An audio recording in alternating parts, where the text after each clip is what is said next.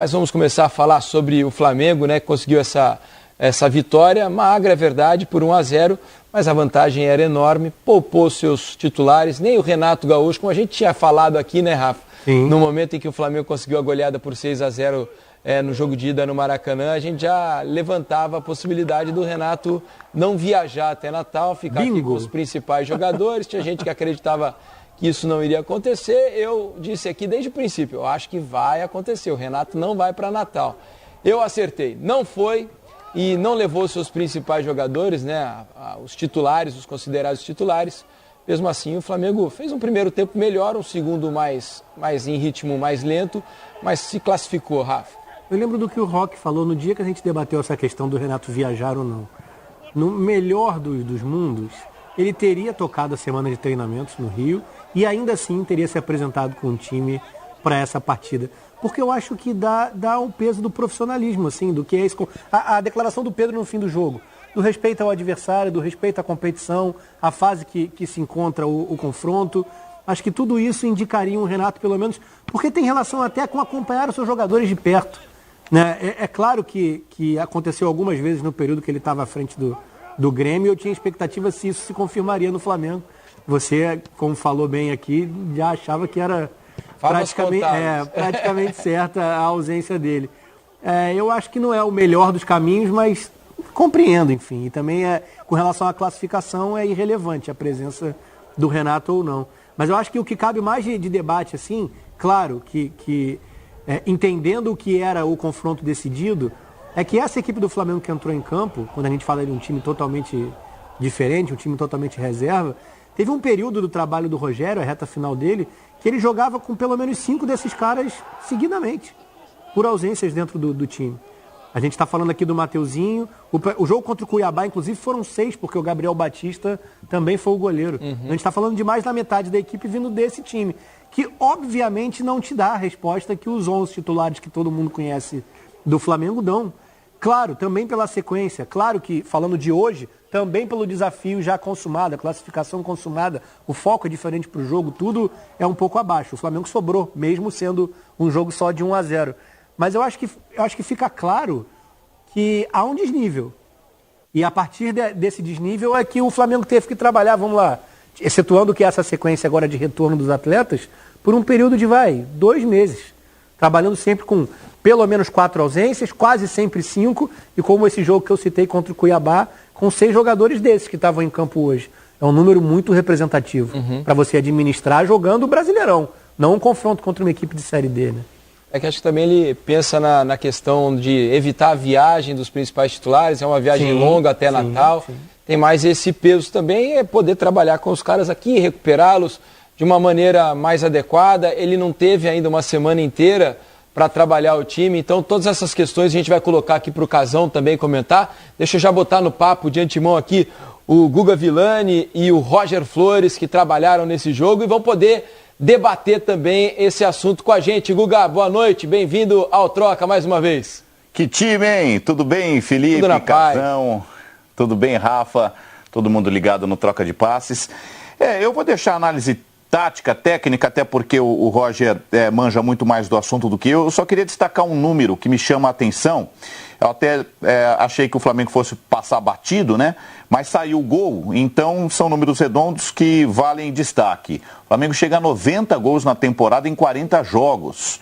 Dá mais de 2 gols por partida, né? Em média, e é o melhor ataque do Brasil. Se a gente computar todas as 4 séries A, B, C e D do Campeonato Brasileiro. E no Brasileirão da Série A, ele também tem o melhor ataque. E com 2 jogos ainda a menos, né, em relação aos adversários. Quer dizer, é um time de muito recurso e mesmo com reservas a gente viu, né, em alguns momentos, né, tabela, triangulação, ultrapassagem, toque de letra. É um time que tem de onde tirar, mesmo que não nas melhores condições. Roger e Felipe. E aí, Roger, o que você pode dizer? Qual a lição que o Renato pode tirar desse time? Alguém que tenha se destacado, alguém que talvez o Renato não contasse tanto, mas que por esse jogo pode ter um olho um pouco mais carinhoso. Roger, boa noite, bem-vindo ao Troca. Fala, Felipe, Rafa, Guga, que fez o jogo aqui comigo, Casão, que também estava com a gente ontem no jogo do Vasco com o São Paulo. Não vejo nenhum grande destaque assim. Eu acho que os jogadores que já vêm participando durante as partidas no time titular entregaram aquilo que já se vê, né? O Pedro sobra um pouquinho dessa turma, para mim é o mais qualificado e mostrou isso novamente. Vitinho e Michael mostraram que podem ser sempre esses jogadores que entram para tentar mudar alguma coisa ou dar um refresco ali nessa parte ofensiva do Flamengo. O Thiago Maia é um jogador muito qualificado para comandar o meio-campo, né? Fez isso até com facilidade hoje, porque também não teve um adversário à altura. O João Gomes também é outro que fez uma partida muito sóbria, muito inteligente, também sem ser muito incomodado, e quando teve a oportunidade fez a infiltração correta para fazer o gol da vitória. Lá atrás, pouquíssimo trabalho, né? Para os dois zagueiros, difícil de fazer uma análise. Em relação aos laterais, Mateuzinho fez também o que a gente sabe que ele entrega. Achei que o Ramon poderia ter tido uma iniciativa maior, né? Até porque tem talento para isso, gosta de jogar numa parte ofensiva, apoiou pouco. Teve o Michael ali tampando um pouquinho a porta para ele. Quando o Michael afunilava um pouquinho, o corredor se abria, ele até se apresentava, mas fez poucos cruzamentos, e quando fez até errou. Para mim foi o nome que mais me chamou a atenção, que poderia render um pouco mais. Quando tem uma oportunidade dessa, até porque Felipe Luiz não jogou e o René se machucou. Hoje ele é a terceira opção.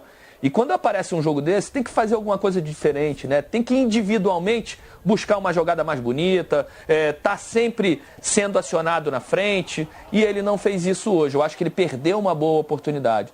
Em relação ao Rodinei do lado direito, jogando numa linha mais à frente, estava bem desconfortável. Ele não conseguia abrir em cima da linha para jogar de frente, aí ficava no meio do caminho sempre de costa, aí tem muita dificuldade para fazer giro, para buscar uma tabela, para se apresentar entre uma marcação mais ajustada. Eu acho que esse é o termômetro. Eu acho que nesse jogo o Renato não consegue falar assim, olha, me apareceu algo novo. Acho que não. Eu acho que ele já tem nas mãos, e o que foi entregue hoje é o que ele já conhece e conhece bem. É um time que o Guga falou dos gols, né? Um time que é avassalador. Porém, tem os melhores atacantes também, né, Guga? E principalmente tem os melhores, os que acionam os atacantes. Então isso tem mais facilidade, isso se transforma em números. Arrascaeta por trás, Everton Ribeiro, que são jogadores inteligentes. O Diego, que joga mais atrás ainda, mas também busca esse passe mais vertical. E aí Bruno Henrique, que é matador. Gabriel, que é artilheiro dos 2 últimos campeonatos brasileiros. Pedro, que mesmo na reserva joga poucos minutos e já é o segundo artilheiro do Flamengo na temporada. Então é um time que tem de onde tirar, e quando essas peças funcionam e quando o coletivo também vai bem, dificilmente consegue segurar o Flamengo. O Flamengo dificilmente não consegue sair de uma partida sem fazer mais de 3 gols. E vivo, né, gente? Em todas as frentes. Campeão estadual, tricampeão carioca, campeão da Supercopa, está vivo nas quartas de final tanto da Libertadores como da Copa do Brasil, já está no pelotão de elite do Campeonato Brasileiro com 2 jogos a menos. É isso aí. Eu queria saber também do Casão, colocar o Casão nessa roda, porque como ex-jogador de futebol, Roger também, incomoda o jogador quando nem o treinador viaja para um jogo assim, ou não, o jogador entende naturalmente de que era importante o treinador poupar os titulares, evitar a viagem, e ele mesmo ficar aqui para de repente ter um tempo com esses jogadores, já que o tempo aqui no Brasil é tão escasso, Casa?